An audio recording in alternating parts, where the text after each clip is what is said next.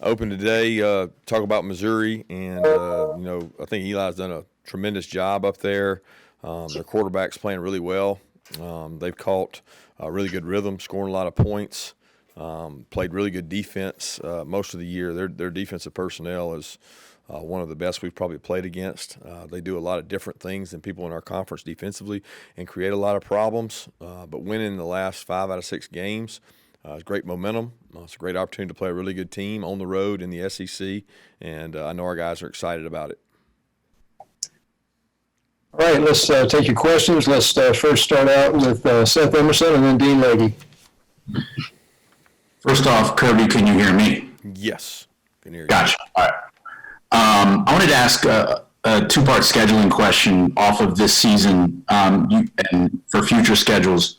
There's a lot of people talking about, like, they love only conference scheduling, more conference games. First off, your thoughts on that, and also your thoughts on how non-conference scheduling is historically done so many years in advance that now people are saying, look, you can schedule games on the fly and quicker. Do you think there will be any long-term changes as a result of this season? Hard to speculate. My mind certainly hadn't been in the scheduling format lately with so much other things going on and on our plate, so I haven't thought a lot about it. I certainly I love the conference games. I love the ability to play every team possibly in a shorter span, but I also love the traditional, the rivalry games, the outside the conference rivalry games, the cross-conference games, playing a team once every 2 years, every now and then, and getting an out-of-conference team. So I like both of those in terms of it. I certainly think it makes for a tough physical season. I would love to see a schedule like that, whether it was all conference and then a couple Power 5 crossover games where we had a true off season to condition our guys and get them prepared for the physicality of what we've had this year. But as far as in terms of the time span it takes to schedule those games, I think those games are scheduled so far out so that people can account for their money and their revenue and know how many home games I'm going to have, how many away games I'm going to have, and doing it last minute makes it a lot tougher. But people have done it successfully this year. I agree with you, but it's not necessarily because of financial reasons. We like to have things set in stone in terms of the financial reasons. Hey, Kirby, they've scored 91 points in their last 2 games combined. Excuse me. And you talked about this earlier with the quarterback. Is this a challenge or an opportunity for your defense? Well, it's both. Every challenge is an opportunity, and their quarterback's playing at a high level. He understands coverages, looks. Eli does a great job of having passing game situations where, based on the look he gets, he can get really easy, soft zone throws. He does a good job completing those, and they get yards after the catch. He does a good job with shots down the field, which they've been able to hit off of their play actions. And anytime you've got the backs they've got the run game built in to where they can take shots down the field, do a great job. And I just got a lot of respect for the quarterback because he's got great composure and accuracy, just does a really good job in the pocket. He throws a very catchable ball. Let's go to Anthony Dasher and then Mike Griffith. Hey, Coach. Can you speak to the disappointment level of the seniors, not getting to have a game last week? And I know it's early and all that, but just wondering what your confidence level is that they will have that opportunity in 2 weeks. Yeah, I don't want to dwell on that. That's kind of in the past. I don't, it's Friday. We found out. I hate it. It is what it is. And not a lot that anybody can control in that situation because it's out of our control really completely. And some of it's out of their control. So just not a lot you can do about it. I think, obviously our players wanted to play and wanted to play, at home. And as to the 19th, you'd have to ask Vanderbilt that. I don't know that. Thanks. Kirby, how did you keep your players' spirits up? I can't imagine the level of frustration when you work so hard all week to be focused on a game and it suddenly gets taken out from under you. How are you keeping your players' spirits up, keeping them engaged, amid those kind of circumstances? It happened a couple times in the last month now. Yeah, you do the best you can. You just tell them honestly the information you've been given and pretty simple. You know, we tell them that we can't control everything that happens, and we try to be honest with them and take advantage of the opportunities you get. Don't take anything for granted. You know, we told them that at Mississippi State. You can't take anything for granted because you don't know what lies ahead. The only thing you know is the minutes in front of you, and it's evidence last week, right up to the last minute. We didn't know it was getting canceled till really late, but our guys have handled it well. They bounced back. I'm sure they'll be awesome today when we get to be around them, and looking forward to playing a really good Missouri team.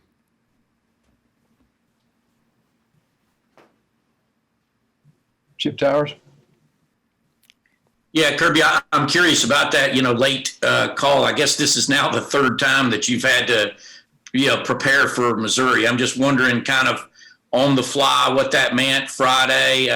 Did y'all do anything as a result of that news, for Missouri preparation wise, or is that just, okay, guys, everybody go home, or does that fall to the support staff?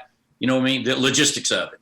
Well, I mean, we knew we were playing Missouri. We obviously thought we were playing them previously, and we prepared for them all the way through what was a Wednesday practice. Now, we didn't get to have the Wednesday practice previously, but a lot of the game planning was done. But you got to be careful because they've played 3 games since then. We got more information, and dating all the way back to him at App State. I mean, there's a lot of information out there on him as a coach. We gathered that in the offseason because he was a new opponent in terms of offensively. So we've got a lot of history. We look at that information, but at the end of the day, it's about what we do, how we play, how we tackle, how we cover, how we communicate. Those things are all going to be really important, and that's independent of what they do. It's about what we do. All right, let's go to Mark Weiser and Jake Rowe. Kirby, I want to ask you, your former assistant, Shane Beamer, getting hired at South Carolina. How much pride do you take in playing a part in helping to develop a coach like Shane being able to move into a job like that? Well, first off, I wouldn't take credit for. I mean, Shane's a good friend of mine, and we've been friends for a long time, and certainly appreciate what he did for the University of Georgia while he was here. He worked really hard and helped shape and build our program, and then went to Oklahoma and did the same, I'm sure, with Lincoln. He's done a good job where he's been. So I'm not taking a lot of credit for that. I mean, he's earned that opportunity on his own merit. Kirby, concerning Jordan Davis and Richard LeCount, Kendall Milton, any chance they're able to come back this week and play? And with the games getting pushed back, do you see them making it back before the end of the year? We're hopeful on all three. All three are going to be able to go out and do some things in practice. Kendall's probably going to be in a black shirt. Richard's probably going to be in a black shirt, non-contact. But they're both going to be able to do some things. They've progressed last week, hit some good GPS numbers, have been healthy and moving around. Jordan, it's kind of unrealistic to say a black shirt because of where he plays. There's not a lot of no contact in there, but he's going to be able to do more than he's done in the past weeks, and we're hopeful that all three guys are able to play, but we'll know a lot more after today. Let me take just a minute. David Teal in Richmond, did you have a follow-up question on Shane Beamer? I did. Kirby, as someone who took over a Power 5 job for his first head coaching gig, as you make that transition, what are the greatest challenges for a first-time head coach at the Power 5 level? Being comfortable in what you want to do and understanding that it's your choice and it's your decision. For the first time, you're making the ultimate decisions, not some of the decisions, all of the decisions. And I think that you got to be comfortable that you're going to make good ones. You're going to surround yourself with people you trust and want to be there and that have the same goals and aspirations in mind that you do. And that may sound simple, but you can get overwhelmed because of the amount of information pouring in and the amount of people that want jobs and want an opportunity to be in the SEC. You got to sort through all that, and you got to get the right fit. And assembling the staff is the first step, and then also making sure your players and your current roster is developing as well. Thank you. Okay, let's go to Jed May and then Augusta Stone. Hey, Kirby, I guess just one more follow-up on that. What are the conversations like with the former assistant when they're considering, a Power 5 head coaching job, whether it's, Shane Beamer, whether it was Mel Tucker, Sam Pittman, when you talk to those guys, what sort of questions do they ask you about that transition and what I guess, do you tell them in response?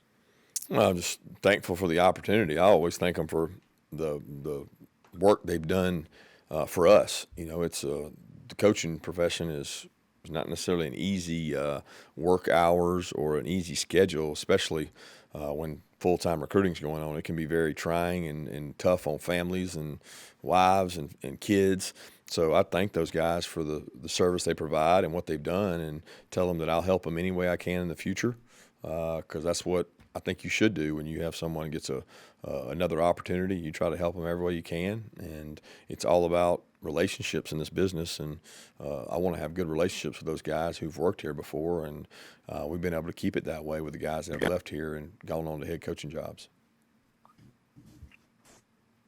Hey, Kirby. What are some of the challenges with having to play Missouri now when their offense is playing really well and they've won 3 games in a row and have a bit more momentum versus a couple weeks ago when it was originally in the schedule and they hadn't really started clicking to the point that they are now late in the season? Well, I think those challenges just come up with their offensive success because their quarterback has more experience. You're playing a guy that's got more experience. It's very similar to our offensive young players that are like week 4 or 5, they were making some mistakes where you hope in week 7, 8, 9, they're not making those same mistakes. So they're playing more efficiently. Their backs are really strong and physical. They got a big offensive line. People just aren't tackling as well right now across the country because as the season goes on, there's less and less contact in practices, more and more injuries, less and less depth. So when you see these games, you see some sloppy play, including ours. When you look back at South Carolina, it was probably our worst game from a tackling standpoint. All right, let's go to Zach Klein and then Connor Riley. Coach, you mentioned the new information you've gathered over the last few weeks. I know you wanted to play, obviously, mid-November, but as part of you or one specific part of that information, like, all right, I'm glad we know that now, 3 weeks later. I don't know that I could say that. I think they've changed. Like kind of like us. I mean, you grow into who you are, and they're not the same every game. They use different groupings versus different teams, and I think the things they've done in the last 3 weeks have been successful for them, but they may have chose to do those against Vanderbilt or Arkansas or South Carolina based on another set of circumstances. And you don't ever know how they're going to play you, and they don't know how we're going to play them. So a lot of that you find out in the game and who can adjust well. Hey, Kirby, 5 years ago today, you were formally introduced as the head coach of Georgia. Those first 5 years, how would you assess how you have done? Grown a lot, learned a lot. Trying to figure out what's important and what's most important every day. I came in with the mantra of what's important now, and I don't think that's changed. It's dealing with the issue or problem that's at hand, not trying to look too far down the road, and knowing that every day is going to be different. So those are things that I think day one to day now, whatever number it is, it continues to grow. And if you stop growing as a coach, then you need to probably give the business up, because we're always growing and adapting to the changes that have happened in college football. All right, let's check with Jay Black and then Vance Levy. Coach, does Drinkwitz's system compare to anybody that you've played this year? I don't know. He uses, like everybody does, some plays that other teams have used. We call it, copycat plays, but he has a system that he believes in, and he does a really good job executing it. They have become very efficient in running the ball. They've got really good backs. But I can't say one team specifically. I certainly know that we'll see some overlaps from some of the teams that have had success on us, but that's what good coaches do. Hey, Kirby, the minute this game got postponed, Danzler immediately worried about visions of Kansas City games where wind and snow and sleet. The weather's going to be a low of 28, high of 42 with some wind. What is the fine line as far as getting the players ready, but also not letting that become what they focus too much on? Yeah, I think it's important to train and practice in the environment that you're going to play in. So as much as you can simulate that, you want to. Well, that's a tough simulation when you're not controlling the weather. And unfortunately, coaches don't control the weather. So we have to deal with what we have. You know, you want to bring it up to your players and understand that you could be playing in these conditions, which I think affect any time you're transferring possession of the ball. But you know, it doesn't look like the outlook is going to be anything crazy. So, you know, we got pretty similar weather here, and we want to be able to practice in it here. Okay, let's go to Roddy, and then we'll see if Emily has a question. Coach, with the SEC East title out of reach, do you use these last two regular season games and bowl game maybe to kind of prep for next year? I mean, you still have to win them, you still want to win them, but do you maybe get a little bit more, I don't know, experimental, or try some things that you know, questions that may have plagued you earlier in the season that you wouldn't have done?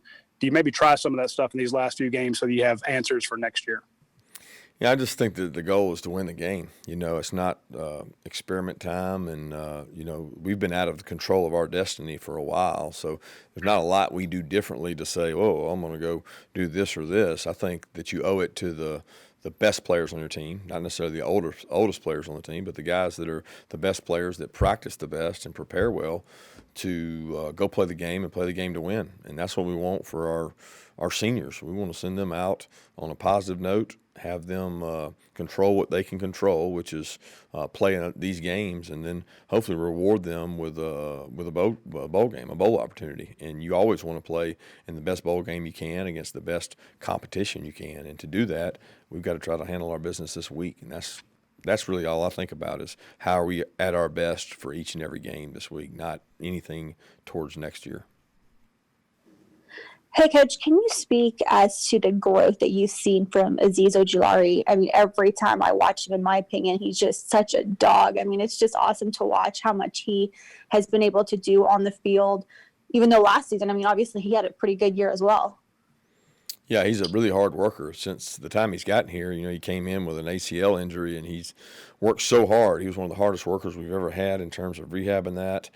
He worked so hard that he put himself in a position to play in the bowl game his freshman year, you know, against Texas, and thought he played really well during those practice weeks. We knew that we had a guy that was going to be a good football player. And the thing you love about Azeez, and I say it all the time, is he's the ultimate say less, do more.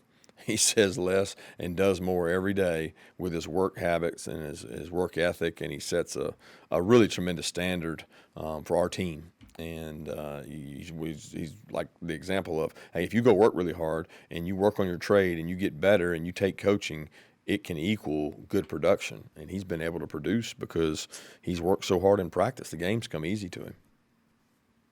Hey, we've got time for two more questions. I'll open up to anybody. Coach, this is Anthony again. As it pertains to the challenges of having early, signing day fall on a game week, do you already have an idea of how many of the kids you guys are recruiting that are going to take advantage of that? Or is that situation really kind of compromise everybody's ability to focus on the recruits?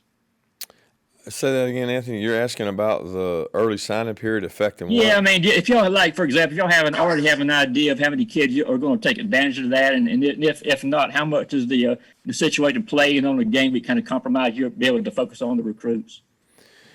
Yeah, well, we've never had it really fall where we're actually in a signing date week. We're usually practicing for a bowl game or something. Mm-hmm. This is unique. We do feel like we have a good understanding of who all's going to sign. I mean, you communicate and you do that. The problem is if you have a lot of mid-year enrollees, you have to have available spots. Well, that's controlled by a lot of things out of our control.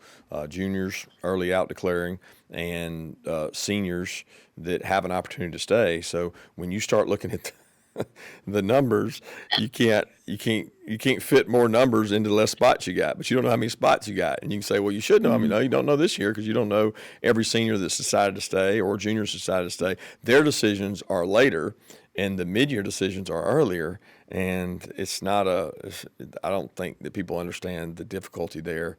And it really only arises if you have an abundance of mid-year enrollees that want to come. And we got a unique year that we may have more guys wanting to enroll early than we've ever had, and you got to find the spots for those. Thank you.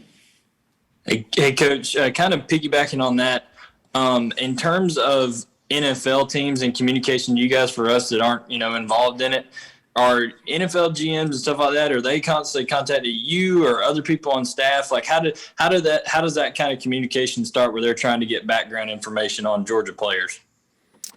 Well, they have a scouting department, and they have a process in which they go through. It's been different this year than ever before because they can't come to our universities and our practices, which is unfortunate. But due to COVID, they can't. So they've been doing those methods that they've always done. They've just done them by Zoom. So they gather information from academics to strength staff to position coaches to player personnel guys. They have their sources they talk to within the organization to get the information that they want. Now, it's not as in-depth as they'll get before the draft, but it's just general information that they want to achieve. As far as general managers, as a head coach, I feel like I owe it to my juniors, and this year, seniors, where most of the time seniors is not an option, but we've done a lot of digging, we've done a lot of referencing, and we want to get accurate information for our players and let them make an informed decision. So we feel like we have access to really good people in the NFL, whether it's general managers, advisory council, to gather information so those guys can make good decisions. And that process hasn't changed. It's only